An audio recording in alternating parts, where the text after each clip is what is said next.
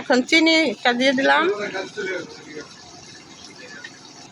এখন এই যে গুঁড়া দুধটা দিয়ে দিচ্ছি।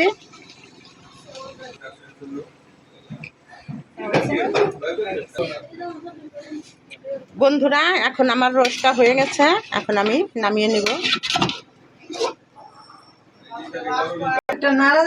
এখন আমার এই যে লবণ দেখেন তো ডালটা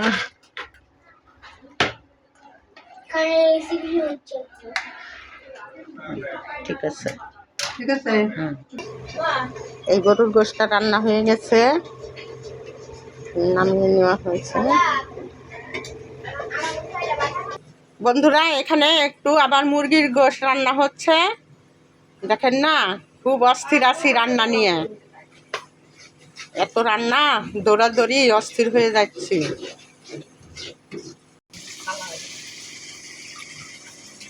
এখন গোশগুলি দিয়ে দিচ্ছি।